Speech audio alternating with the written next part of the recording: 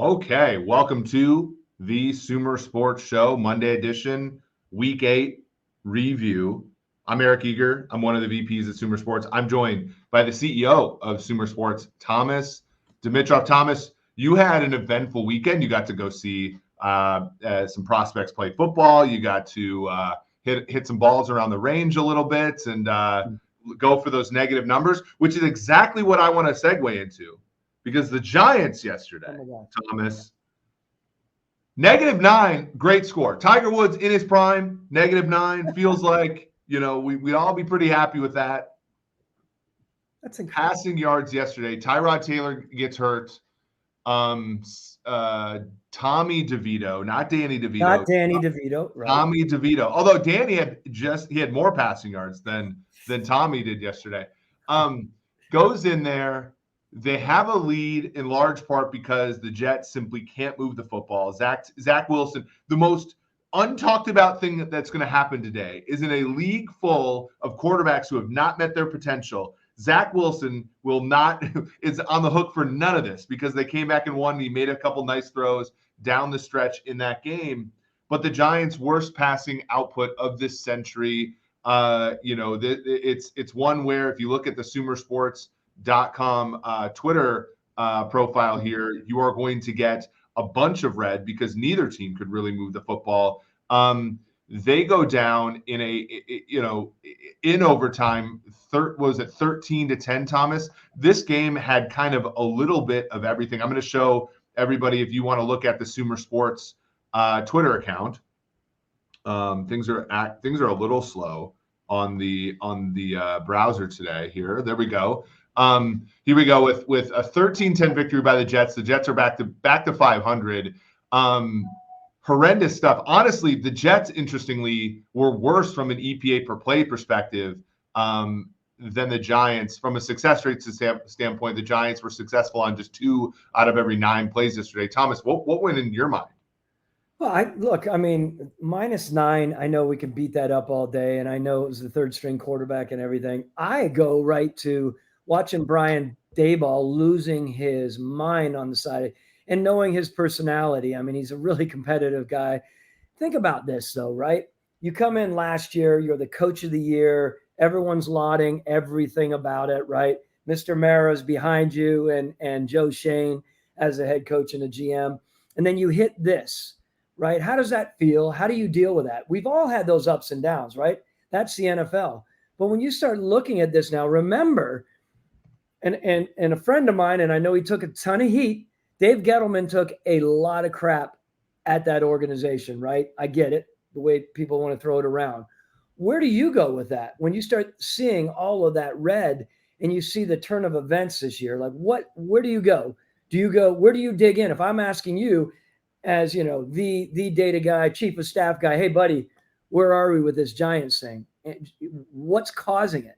Well, it seems like they've already kind of gone to one solution. I do want to bring up something else Sumer related because this weekend I wrote an article on Sumer Sports. By the way, it'll ask you to subscribe if you go to the website.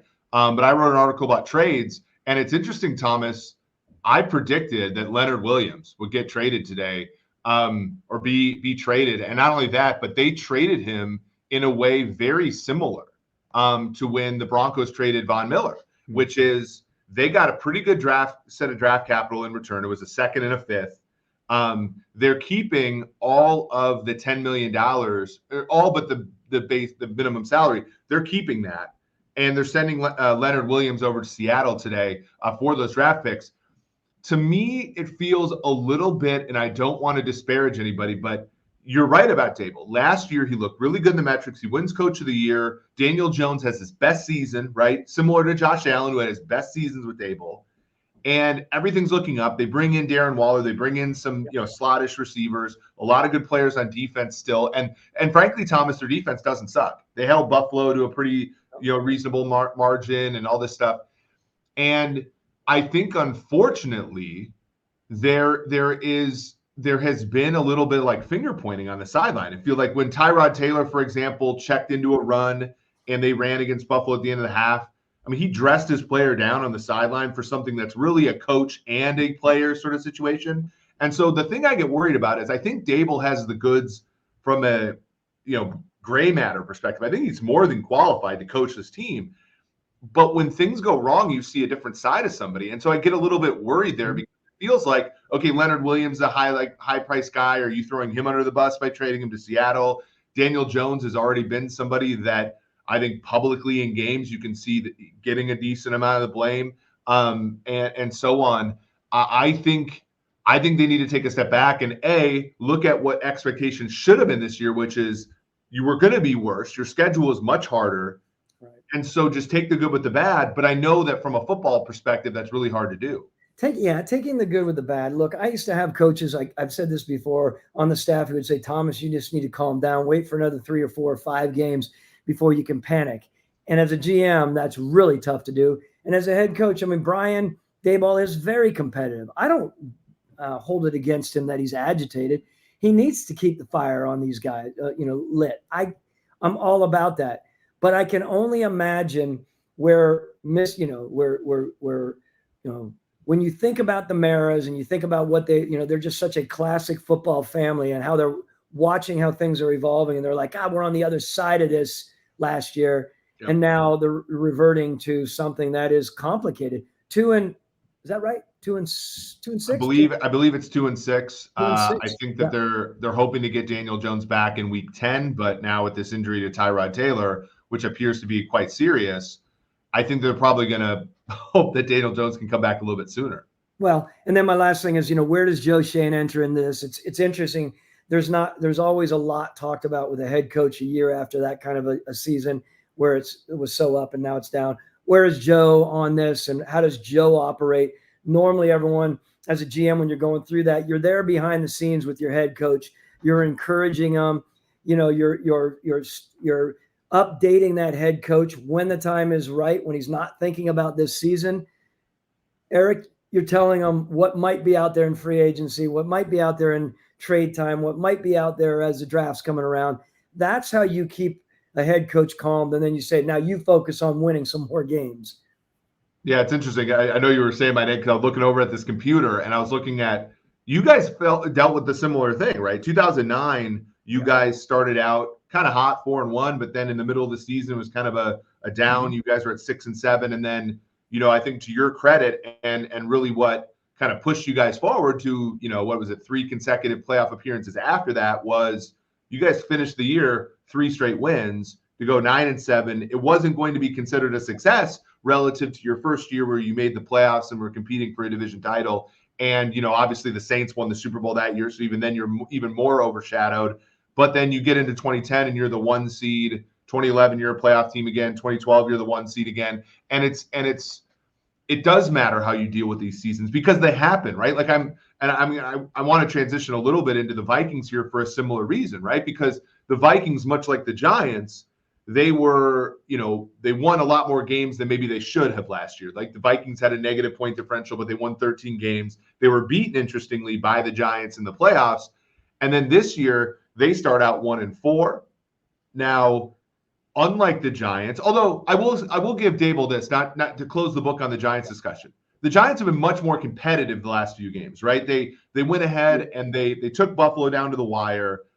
They beat Washington, who, by the way, Washington has played Philly to the buzzer in both games. Like, they're not a terrible team. And then yesterday they should have won, even though they didn't. And that Jets team, aside from quarterback, is actually very good. So I do think the Giants have come back and been competitive. The Vikings go ahead. Well, I was just going to say, look, I want to be very direct about this. I want Daboll to kick some damn ass. Like I want to see that fire. Yeah. I can't imagine that's not what ownership wants. You show it when it's up. You're where you are, but when you're down, you better be clawing to get back. And it has to matter.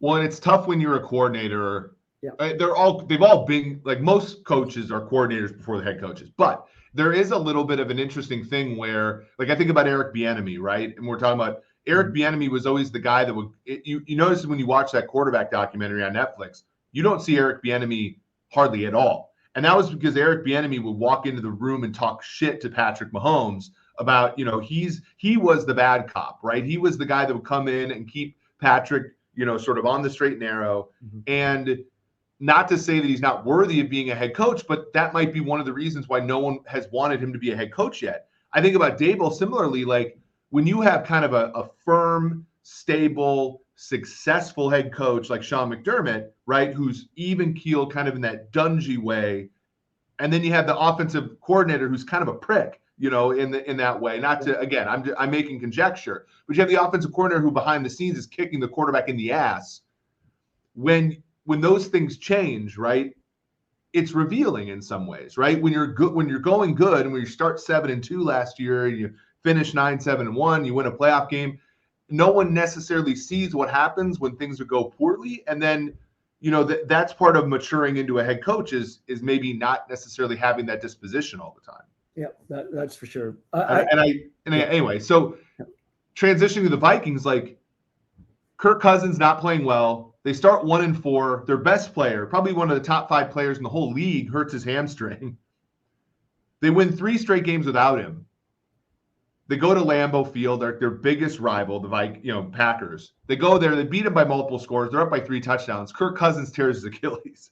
And in sort of this crazy way where this team under Kevin O'Connell, who, when you watch that quarterback, got much more positive, much more like kind of in that whole like, I kind of admire his his ability to lead, right? Takes that team from 1-4, best player on injured reserve, gets to 4-4, including beating a very good Niners team on national television. And now they're stuck here 2 days before the trade deadline, very much in the playoff hunt in the NFC, but with a roster that would scream rebuild if they had maybe one more loss on their schedule. What the hell do you do in this situation if you're Kwesi Adolfo-Mensah? Well, first of all, and you might have alluded to it, I feel like I have more faith in this prior to this injury, of course, faith in this Minnesota team, comparatively speaking to last year. Remember, well, of course you do. We talked a lot about it, right? I just feel like there's a lot more in place here. And I feel like there's more consistency up to this point, compared to last year when they were making, their moves and winning by what they were winning and how they were winning. I'm more behind this team now. To your point, Kwesi's got to really step back and decide on how he wants to approach this. What is their backup situation? Just reiterate. Yeah, so Nick Mullins is on injured reserve with a back injury. So he's been out for three games or so now. He's only been on IR for 2, but I think you can back play it. I'm actually not sure. Jaron Hall, the 5th round pick or 6th round pick out of BYU, a guy who a lot of people who I think are very smart in the NFL. I got message after message, and it's funny because Kwesi ended up drafting him. I got a lot of messages from people in the league who are like, "Hey, this Jaron Hall guy is pretty good. His metrics are pretty good. He's a little on the smaller side, if I remember correctly, but he's the guy that played yesterday for Cousins. He's the only backup quarterback on the roster. So they got Sean Mannion, their longtime backup, on the practice squad. So right now their quarterbacks are Jaron Hall at BYU, a rookie, and Sean Mannion, a veteran. It's not in my nature at trade time to go out there, especially when you're driven by crazy need right now to try to find a quarterback who you're not even sure are going to fit into your mode. Look, any team that would ever get rid of trade their quarterback right now doesn't have a lot of belief in them anyway, right? I'm alluding to some of the quarterbacks that you're probably thinking about. Who you're knocking on the door. And as a GM, you're reaching out. You're like, is there anything? Are you looking to sell anyone? Do you have anyone who can zip the ball? Or it's beyond that, right? It's just you're going to be knocking on doors, a lot of doors, trying to figure out. Go ahead, sorry. Yeah, Minnesota has some history here, right? They have, Brad Johnson broke his thumb in 1998. And Randall Cunningham took him to the conference championship game. In 2016, Teddy Bridgewater tore up his knee in practice, and they went out, spent a first rounder on Sam Bradford, who all things considered did pretty well for them. And then in 2017, Sam Bradford was playing incredibly well and hurt his knee, and they went out and Case Keenum was their backup, and Case Keenum took him to the conference championship game. I do believe, by the way, side note, if you would have beaten the Eagles, I think you would have kicked the Vikings' ass in the playoffs that following week. But that, notwithstanding, Keenum's the 3rd string quarterback for Houston behind CJ Stroud and Davis Mills. I would at least call Houston and say, how much for Case Keenum? Because I think that's probably their only chance. because I do agree with you. Like Ryan Tannehill's not healthy, so he's not available. Everywhere else, it's kind of a mess. I mean, Kirk Cousins was the perfect trade candidate for a team if he wasn't already playing for a team that was in playoff contention, because he had a small salary, relatively speaking. He's playing incredibly well for him, for sure. I think it's like Case Keenum. But even then, like the question becomes, I'm going to spin this out your way. Danielle Hunter is leading the NFL in sacks. This is the last year of his deal. There are plenty of teams in the NFL that are true contenders that would give you a second-round pick for Danielle Hunter. That to me, whatever they do at quarterback is kind of like, yeah, it matters. But to me, it's like you have assets on this team that if you're going to start Jaren Hall, it doesn't make a lot of sense to keep playing with Danielle Hunter when you could get a second-round pick for him and he's on an expiring contract and he's going to leave anyway. You know, when you guys talk about this and this whole trade thing and it's changed, we talked about it the other day, right? 73% difference from 10 years ago in the trade activity from back when I was in the middle of my career. Like we just weren't doing it in the same way now. You go in and you sit down with your owner, and your owner, it's tough to look your owner in the eye and say, look, we're flailing. We're not really feeling good about this. And the locker room's not going our way. And the coaches are kind of bemoaning, blah, blah, blah. There's locker room or water cooler talk. The last thing you want to do is like build that more and more towards the owner. The owner starts thinking like, my God, do I have the right people in place? Yeah. It's a really dicey situation when you start talking, let's start building for next year. It's a little different, I think, than basketball. And at least that's my take, because you want to think we did a lot of other great work here and we can still play some football, get to know these players, play them well so that they're going to be training well for next year. And we don't just throw caution to the wind and say, oh, we're just going to play a whole bunch of other people. And if we lose all the games, it doesn't matter. We're gunning for next year. Most general managers and head coaches are worried about every step of their way. And any black mark they have against them is a black mark against them. And right. And interestingly, this one situation may give the general manager cover, in the sense of you're not for one, and one thing that's really important to understand with respect to the Vikings and the Wilfs specifically is the Wilfs prize playing important games in December and January more than most owners. And Kirk Cousins philosophically is very much that guy. The Vikings have really only been eliminated from the playoffs for like 2 weeks. And they've only made the playoffs 2 out of the 6 years he's been the quarterback, but they've only been eliminated from playoff contention in a game, right? Twice, right? They've only played a meaningless game twice in the whole Kirk Cousins era. The biggest point spread they've ever seen is 7.5. And the biggest point spread they've ever seen at home was the 6.5 that they got San Francisco just 2 weeks ago. So this team is always the Wilfs want you in contention all the time, and they make decisions in that way.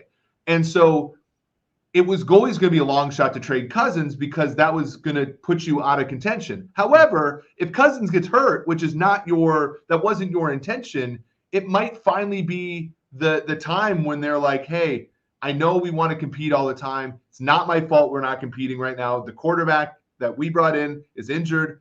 Let's play for next year. It might actually give, because to your point, I don't think football people like that. This is not a baseball season of 162 games or a basketball season of 82 games where it's a slog. This is a once a week and once every 2 weeks at your home stadium event that I know the Wilfs want to make money off of. And if you're starting Jaren Hall, right, the same way that if you were going to start Sean Hill when they went and got Bradford, like that's not a good business proposition for them. I look back at Arthur Blank. I mean, if Mike Smith and I or Dan Quinn and I would have been saying to them, hey, we're not going to play for every second of every game, every day, every year, whatever, he would have held it against us. Right. And it's a really dicey situation when you go in there.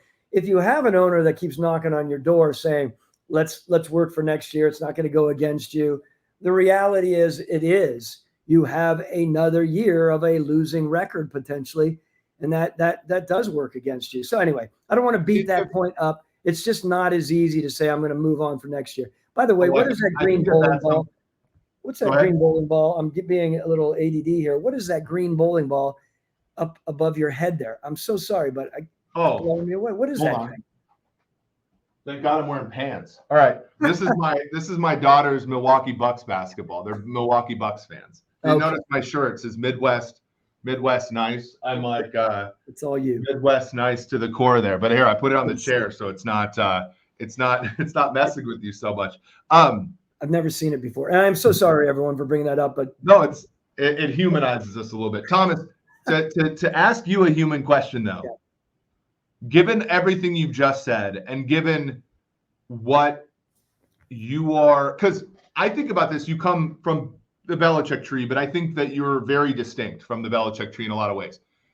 Bill has traded Richard Seymour, Jamie Collins in the middle of the season, Deion Branch in the middle of the season, right? And Randy Moss in the middle of the season. Like, he's done this, he's offloaded. Now, never because they weren't going to be competitive, always because the contracts weren't going to work and they needed to get out ahead of it.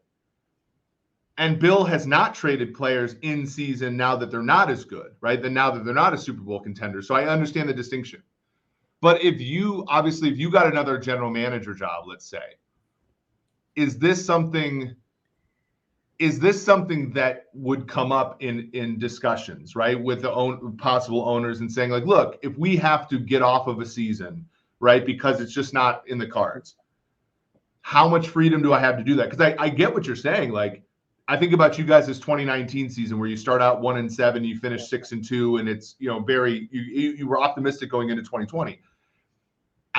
That's great and everything, but maybe there is a little bit of value in getting off some players in seasons where you're not competitive.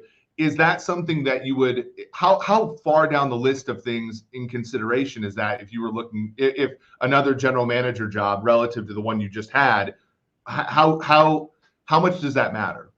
I think that's a great question. If I were ever to be interviewing again or advising someone in an interviewing, if Sumer Sports were to be in that mode, right, where we're the coaching consultancy situation, which we obviously are working on, these are really interesting questions. And it's almost synonymous with, the idea of, okay, tell me, Mr. Owner, what you just asked, as well as tell me what is a hit and what is a miss on a certain player.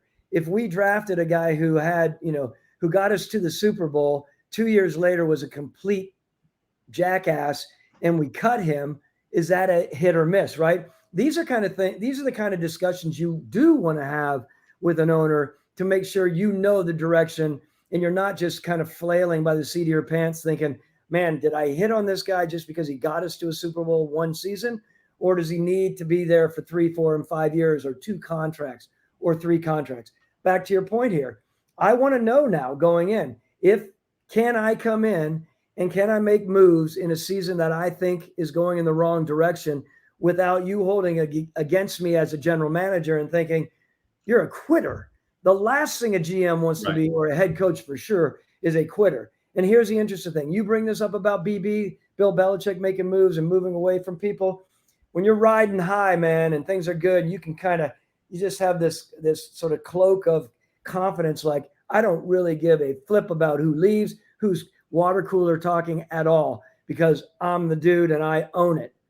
When you have a lot of people questioning what's going on, it's a little different to be doing that. All of a sudden there's this crazy wave within your locker room.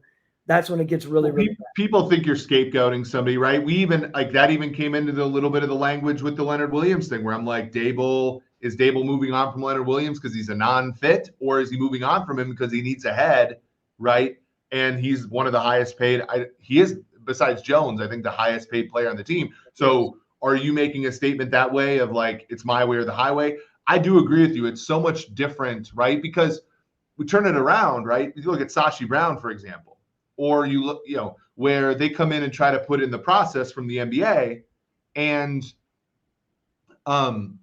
they don't get to see the whole thing through. I think if you're a GM and you're thinking to yourself, like, I want to do the prudent future thing, and even if your owner gives you assurances that you're going to see it out, we've never actually seen ownership give that general manager the time right? John Dorsey's not even the GM. He's 2 GMs ago, right? Like, no one in Cleveland other than Barry, because they've had some team success, No one rides the wave in the NFL of obscurity. We talk about the Lions all the time, and this is one of the reasons why I root for the Lions, is you got Holmes and you got Campbell. They go 3-13-1, then they start 1-6, and everybody's like, oh, trust the process. No. People were talking about cutting off the heads of those two guys this time last year. You watch Sunday Night Football, and I know, my former boss, Chris, and Mike are talking nicely about Ryan Poles, but they're pointing. Who are they sending the camera to? Yeah. They're sending the camera to Warren, the former commissioner of the Big Ten, who's now the CEO and president. Let's talk about that. Let's talk about that for a minute. I was blown away. I like Kevin Warren. I've known him for many years, and he was very helpful back in the day when I was kind of making my way through, kind of into obscurity for a while there. Goes away, comes back. Now he's on the front and center of Sunday Night Football, and they're holding on him for a minute and a half with the biggest frumpy frown I've ever seen from a senior level executive in this league. I swear to God. Did you see it? Yeah, and the other weird he's thing, sending messages. He's sending messages. It's weird. And he was hired, I believe, after Poles and Eberflus. No question. So all of this stuff, right? And so that's where I get because Ryan Poles, what has Ryan Poles done wrong? He had a Chase Claypool trade that I think most people would have made. Claypool had 10 touchdowns as a rookie, Thomas. You're trying to get an eval on your quarterback, right? They have you strip the roster down to the bone, and even then, Justin Fields is showing some promise. So you bring him a wide receiver, one of the young guys that's available. He sucks. It happens, right? You move off of him very quickly. Exactly what you'd want to do if you were talking about a GM with a clue, right? Yeah. They're not winning games. And so he's done the whole process. We're not going to editorialize this. They got a very good value for the first overall pick. And they're painting to Kevin Warren on Sunday Night Football. Ryan Poles is sitting there, and I don't know if this is true about the LA Stadium, but above his head is a sign that says RP, meaning this is where you sit, sir. And the whole thing was so crazy to me. I don't. You know that why that RP is there as well, right? It's for the media when they're panning. They know which guy's Ryan.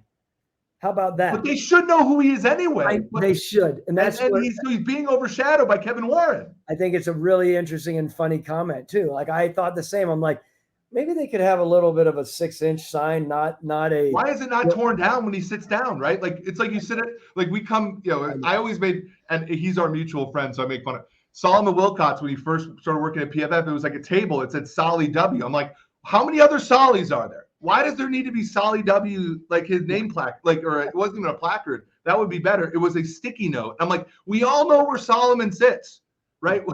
We all know where Ryan Poles is supposed to sit. But it's crazy to me that, because to your point, we guys like me, we all talk about tanking, but the reality of the situation is no one gets the time to in the NFL unless you hit on a quarterback. And the same thing with you. Your first year, there would have been no other, there's no other better tanking situation than coming off of the quarterback literally having a dogfighting ring in his backyard, going 4-12, having the coach quit 12 games in to do a rah-rah dance at the University of Arkansas. Crazy. And you still had they still expected you to win right away. And Arthur Blank, I look back on this, is probably a lot of owners. 2 years, man, it gets really, really dicey. If you have 2 years in a row where things aren't going well, it's not 4 years anymore. That's why, if your owner's giving you this sort of secret, sort of quiet message, yeah, you do what you do, but remember, we start getting into a second year of not winning, it's going to get really hot. That's not easy to use up a season, right? You're like, God, I want to make sure I do all I can. If I could, let me bring you back to your comments earlier. Mike Smith and I, that second year after coming off of our big, our important first year, we get back to 9-7, right? And we don't make the playoffs. But it was the first time in forever, right? The history of the team. Well, I didn't know this either, but the Falcons, by the way, have never won back-to-back division titles. It's the only team in the NFL history. But that was the first time, I think, in all time that you guys ever went back-to-back winning seasons. We were more, so we were, call this right or wrong, you're looking for something that is historical, showing within that organization with the regimes. You did something. So we could have easily said, okay, let's throw away 3 games, not worry about that, and move forward. That was a big thing for Arthur Blank. It was a big thing for Mike Smith and me to make sure we were the first organization and regime to ever win back-to-back seasons, right? That was a big thing for us. Fan base, I don't know if they cared about it a whole bunch. Rich McKay, I don't know. Rich never had back-to-back seasons as a GM at the Falcons. Did it matter to him? Maybe it did, maybe it didn't. I don't know. But yeah, and this is something where I think football is like, think about I want to talk briefly about Denver, Kansas City, because Kansas City had a 16-game winning streak against Denver. There were media people and frankly a lot of people who said, like, look, this, it's time to kind of move on from Russ. It's time, all this kind of stuff. It's time to, like, George Payton, is George Payton live? All this kind of stuff. They beat the Chiefs yesterday. First time since 2015. Yeah. Awesome. Right. And a bunch of people in Kansas City are like, well, that's cool, because actually, like, Denver's not going to get the first pick. And Denver people are like, look, don't care if you're going to get, like, at some point you've got to beat your division rival for the first time in 10 years or whatever, 8 years. So like there are these things where, and this kind of like we're trying to do at Sumer, where like the utility functions for different teams are different. If you're the Bears right now, like, you already have Carolina's pick, so whatever. But like, and I do think Collinsworth did a really good job of talking about this on the broadcast yesterday, which is the goal of this season should be come out with Justin Fields looking like your franchise guy, because then you could take all those draft picks and pick them. And at some point, if Justin Fields is your guy, the fact that you're picking 6th and not 11th, it does, like, if you're Trevor Lawrence goes on Jacksonville and then they get a good coach in Doug Peterson, and the fact that they completely whiffed on Trayvon Walker in the first pick the next year does not matter that much, right? Yeah. And so I think, like, we look at the tanking deal as way too myopic. Like, I think we look at it and we say, okay, like, until you're actually ready to compete, but you have 17 games where you can collect data on your team. And I think sometimes that data is way more important. Like, I look at what Arizona's doing with Austin Fort and with Gannon, and they're not winning. In fact, they probably pissed a lot of people off last night by covering the spread at the end of the game by being competitive. But, like, they're figuring things out about their team, right? They're competitive enough where you're getting data on your players. I think some teams historically, like, you look at the end of the Joe Judge era with the Giants, and like, where they gave Joe Judge assurances you were coming back for year 3, and the last like 4 or 5 games were so non-competitive that they ended up moving on. To your point again about, like, don't even take these promises that seriously. But, like, there's an element of, you have to put a competitive product on the field to understand what you have in the first place, because there are 53 moving parts, and just to, like, run the clock over 1 year, you're missing an opportunity to evaluate those players as well. Do you think that Sean Payton is going to stay with Russell Wilson? I'm going to put you on the spot after the season. I think Russell Wilson is playing well enough to warrant, but I have to look at the cap, because there are some considerations with the cap where cutting him earlier is actually not as bad. The problem is I don't think Sean Payton has the patience to cut Russell Wilson and to be bad for 2 more years, because that's what's going to happen. The cap is going to be so bad. I think Sean Payton rides the wave with Russell Wilson. And I think, what if someone knocks on the door? I mean, I know there's been discussion about that, right? So I could, that's not easy, right? Someone's knocking on the door and you're wondering about your quarterback situation. You also have a general manager down the hallway, right? In George Payton, who I've told you many times, I think is a really good football man, but he's in a dicey spot with this. Who is going to be the fall guy? Is it going to be Russell? Is it going to be George? Is it going to be both of them one day? Like, or will Sean just say, hey, I can't do anything? If Sean is not, in fact, a fan of Russell, then what? How do you know, did he come in? We don't know it. Did he come in with Greg Penner and the group and say, give me 1 year with him. I'll do all I can. And at the end of this year, all I want to do, I'm going to sign this big time contract with you. I want to hear back to you asking the owner, right? Do I have the wherewithal to make a decision on this? And I will give you a legitimate assessment. And, yeah, he's playing, but I mean, come on. Is he worth $235 million? No.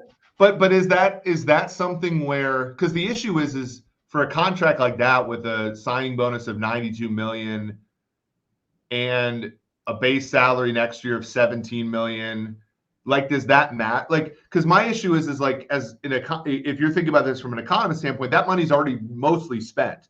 So the question is like whether or not he's worth that is not really relevant because you've paid it already, right? So you can't make the decision to go back and not sign him.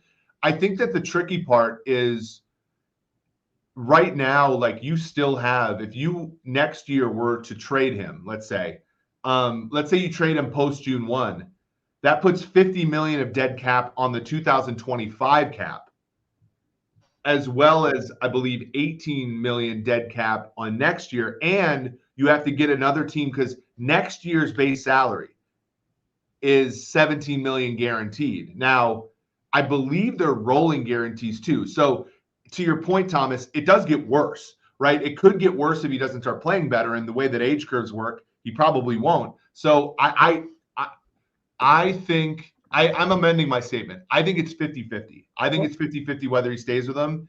And given Peyton is, yeah, I do think they move on from him, actually, now that you've talked me through it. This is not just, I mean, look, you've heard me say this before. This is not just the ability of the quarterback. This is about his leadership. There is a reason the Seattle Seahawks made the move, right? There's a reason. And it wasn't just, whatever, wherever he is. I mean, if I ask you right now, Mr. Statistician man, Mr. Analytic, genius mathematic guy, where do you think he is? I mean, take away the stats for a second, or take away. In your mind, do you think he's a top 20 quarterback, or do you think he's 25 to 20 to 25? Without looking, I think he's 18th. Okay, 18, solid. But 18, solid. You can't pay that much money to 18. Okay, if he's 18, you're paying a ton of money, and again, you've already paid it. And if you're making a judgment on his leadership skills, pure leadership. Coach O'Sullivan, if you want to respond to this, you should, because you know how damn important it is for that quarterback to have legitimate leadership. I'm not saying he wasn't a leader in Seattle, but is he a leader there right now? He came in wanting an office, all the other stuff that went in. Sean Payton comes in, he's trying to work around that. Are you peeing up the proverbial tree on this, right? And I don't know, because I'm a huge believer. You have to have a leader at that position. And so I just don't know combination. Is that what they're going to do? Would they go into another year with that? And what happens if they were at loggerheads, the head coach and the quarterback, because the button heads on ego? Yeah. I don't know. Yeah, the interesting. So I actually just got a message from I'll promote his work, Parker Gabriel, who's a beat writer for the Denver Post. He's watching the show. We appreciate all the really, really smart people. I got a message from Lindsey Rhodes as well, talking about Kyler Murray. Hopefully we'll get to talk about Murray fairly soon here. But he was saying, so this is very Mahomesian. The 37 million in 2025 becomes fully guaranteed. I believe. If I'm not mistaken, it becomes guaranteed relatively soon here. So they're in 2025 becomes in this year, right? So that was the whole point. I knew I read this, but I didn't have the details. Is like it gets worse, right? So next year he's got a 17 million base that's fully guaranteed. If they were to trade it, that trading team takes on that money, but if they were to cut him, that money gets absorbed by Denver. Right. So that's like the whole thing about trades. It's also interesting is signing bonus money. And this is what Jack Easterby was telling us. Signing bonus money, that's already paid. You got to pay the cap. But if you give them guaranteed paragraph 5, that stuff can be traded. So I think I do think they move on. I think the interesting thing about Wilson, though, to your point about leadership, is if I'm going to have, and this is one thing where I misjudge Kirk Cousins a little bit. If I'm going to have a quarterback who's kind of in that 10 to 20 range, I need a guy that the other players like. Yeah, no question. Like and Cousins has had a bad rep, but when you want, like other players like Kirk. And so at least when that happens, there's a little bit of externality to it. The players like Brock Purdy. The players probably like that. I don't know if they like Desmond Ridder, but if I'm going to have a guy like Russ, he can't be nails on the chalkboard to every other player on the team who are all making substantially less than him. And in many cases, those players are better than he is. It's a great point. Nails on the chalkboard. That's a tough deal to be moving through. Let me ask you another tough question before we move on from Denver.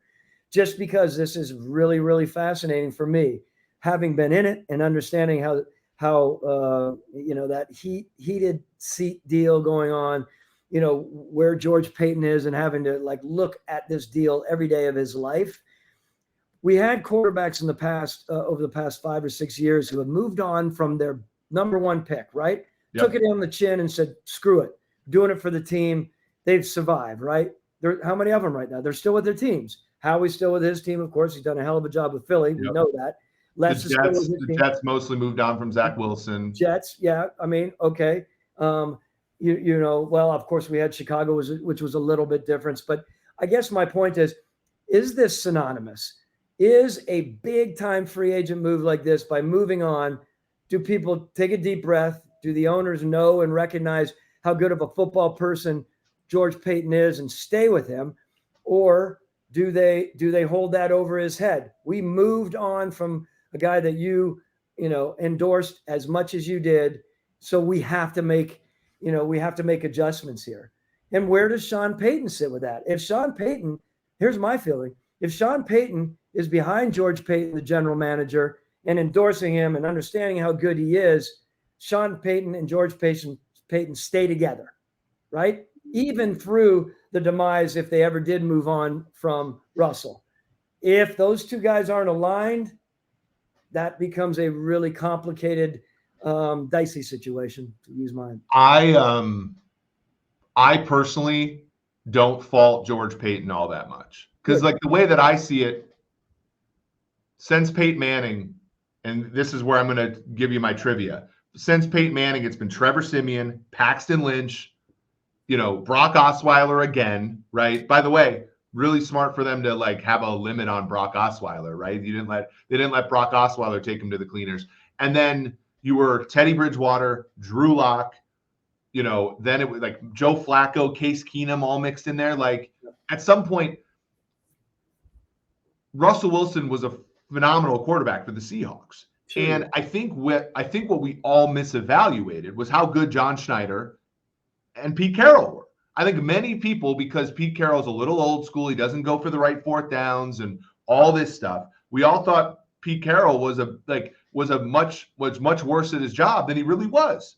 And it's funny because much like Bill, right, failed with the Jets, failed with the Patriots, comes back and uses those scars to be a championship caliber coach. They're in first place in the NFC West, right? We all thought that Russell was the catalyst when Pete Carroll deserved a decent, much more credit than he did. And so we all what did you think of Russell Wilson 3 years ago?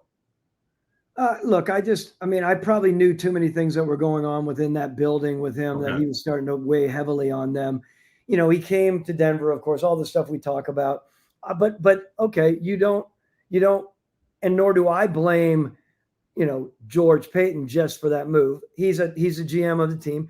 Was John still there, Elway, during that deal? And then did he leave after? Did John endorse it as a Hall of Fame quarterback? And the only reason I ask that is because George made the decision, of course, and the ownership had to be behind it, of course, but they were in flux. There was a lot of stuff going on. I think the issue with Elway is all of this is overcorrection, right? And you said this a number of times. I think you're being too humble when you say this, but a lot of success is how well you pick the quarterback, 100%. Yeah. And we over-index on the quarterback so much. Elway's biggest issue was, other than Peyton Manning, he just did he had a lot of bad swings at Paxton Lynch, right? Everybody was, Brock was okay, right? As a second round pick, ended up being, starting in it, but he always preferred the big hulking quarterbacks. And so Russell Wilson didn't fit into that category. And maybe it was a little zig when you previously had been zagging, and a little bit of I always think about you always hire a head coach that's the complete opposite demeanor as the guy that Kevin O'Connell from Mike Zimmer type of thing. And maybe they just overcorrected on some of the mistakes Elway had made at the position and made another one. But again, I don't look back and be oh, I don't engage in the whole oh my God, Denver's so stupid for getting Russell Wilson, because we all thought Russell Wilson was great, right? In the media, let Russ cook was a legitimate Twitter hashtag that everybody wanted Russell Wilson to throw the ball more. And funny, Pete Carroll kind of knew how much to use Russ. Yeah. Well, look, these are the kind of things that are interesting, though, back to where George is on this. And again, how much was John involved in it? And this isn't throwing darts at anyone. This is more when you're an organization, you're making a decision, right? Everyone needs to know this. It is not just George Paton, the general manager, slamming his fist against the table, on the table, telling everyone, I don't give a flip about any of you guys. We're taking this guy. Back in the day, that might have happened. That's not the way it works in the NFL. You're going to be a person, and George is a very collaborative person. But I'm saying both of those because I've been on that side. When you have an owner that whispers in your ear, hey, John Elway is one of the very best to play this and knows the quarterback position more than anyone. Whether he hit on guys or not, he does know that. Yep. So an owner is going to say, hey, if this is the case, I don't know if it is, but an owner is going to say, this is a Hall of Fame defensive line coach. Listen to him. Or this is a Hall of Fame quarterback at the position. Listen to him. If he's endorsing this and we have his endorsement, let's go with this, right? It's kind of like it's what a lot of businessmen do, right? They ask around the table, around their board, and they'll take it all in. Even though ultimately the general manager is responsible for acquisitions, in this case, I would assume, he is going to filter out all the really important people with great minds in football, like John Elway and other people, and they're going to make a decision. But a lot of people think, but a GM, that's your job. You're going to take it on the chin if it doesn't work. And that's where we signed up for it as general managers. Yeah. So I do think ultimately, like if I had to make a prediction, you've kind of spun me in circles here, but I do think Sean Payton moves on from Wilson, and I think that George. I don't know. It's up to me. It's whether it's because I think they've all otherwise drafted okay.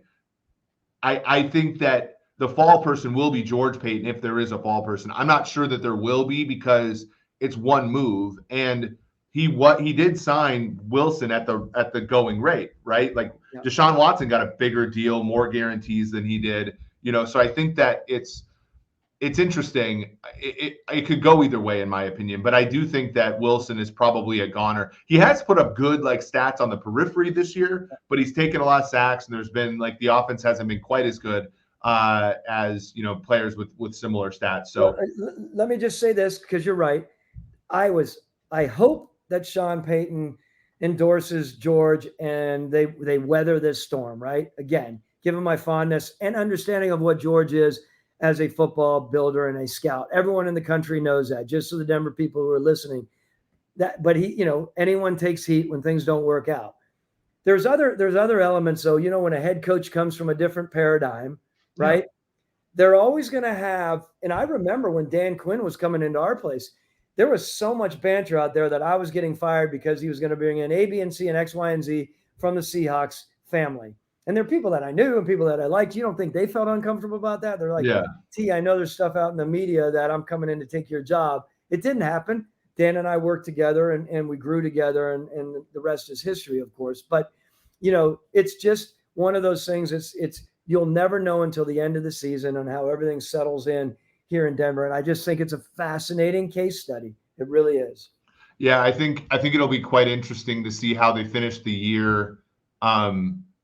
I always thought that they had a chance to make the playoffs in this division, in this conference, because of their defense and because I thought Russ would improve. Russ has improved, but the defense has improved recently, but it's still not particularly good. We'll see. I mean, this division, they could probably win their games against the Chargers and the Raiders. So they've already done both games against the Chiefs and have finished 1-1, so they're okay there.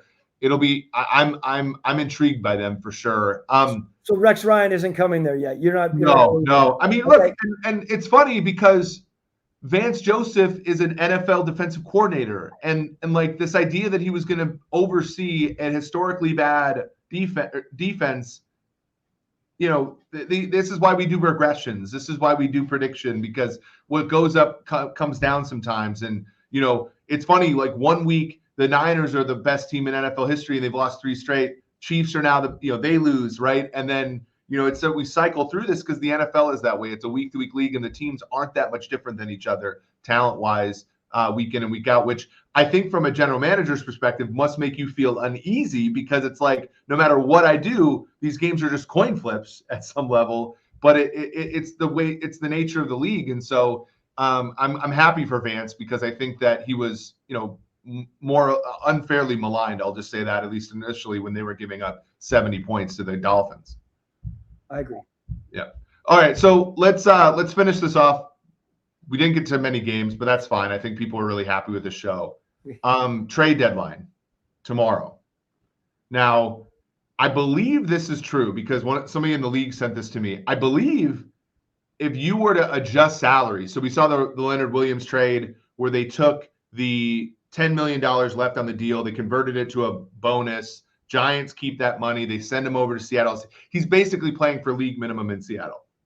I don't know if you can do that from now on, because I believe you have to convert those salaries by the end of the day today. Mm-hmm. We saw through here, and there were some people saying some mean things about Tennessee. Tennessee and Baltimore had agreed to a trade for Henry, but the ownership in Tennessee said, no dice. You're not trading him. Yeah. There's going to be a lot of interesting reports today. I've always said that the draft is a really fun look into the souls of these teams, right? What they value, all this stuff. Tomorrow is a low-key look into the soul for these teams, Thomas. As we finish up, this might be anarchy relative to when you were a general manager. Anarchy in what way? I'm not.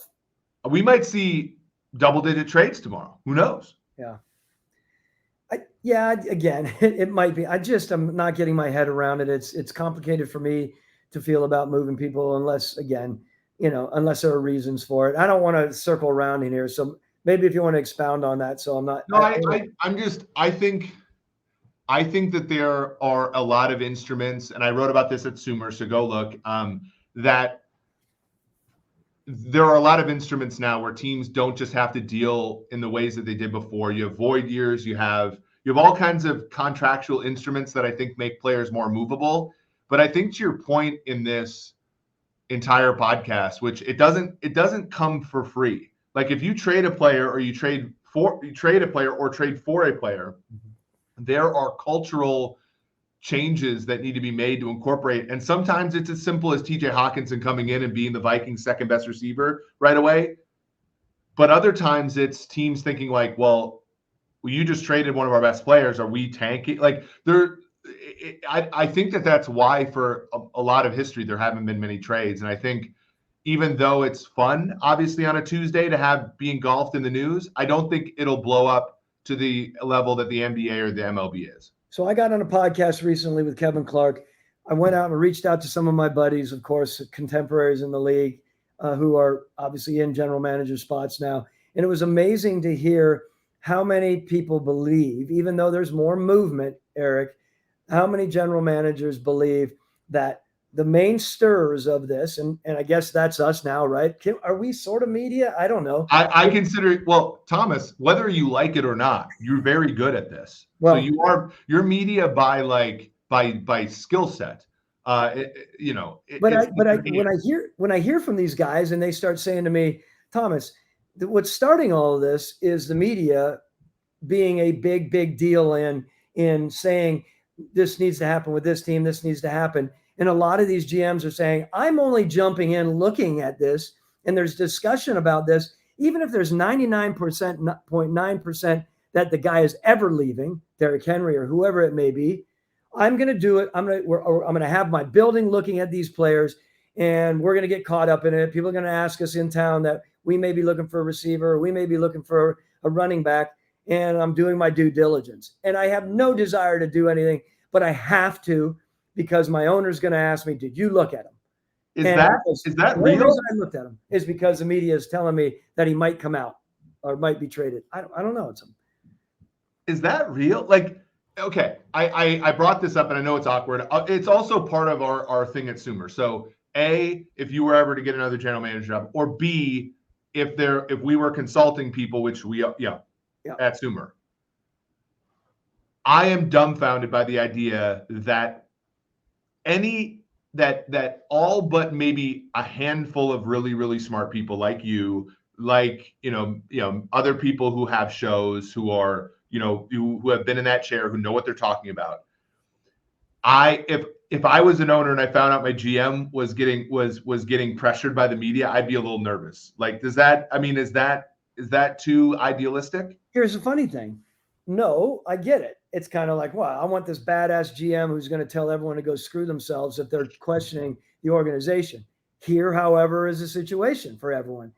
When your owner is really dialed into the media and he's got 4, 5, 6, or 7 people within the media in his ear all the time, pushing him, and he's circling around. Hey, what are you doing here? I heard you're doing this. This is owner saying it to GM, and GM's like, where are you getting that information? I have my sources. I can't reveal them. It can get really, really naughty. Naughty, KN, whatever, not NAUGHTY. I'm not, whatever the hell I'm trying to say. One of my shout out to my former colleague at University of Wisconsin lacrosse, Whitney George, who did not theory. Every one of her social media handles was like naughty, KNOTTY. So I knew exactly what you were talking about, okay. Even if you felt like you were making a flub there.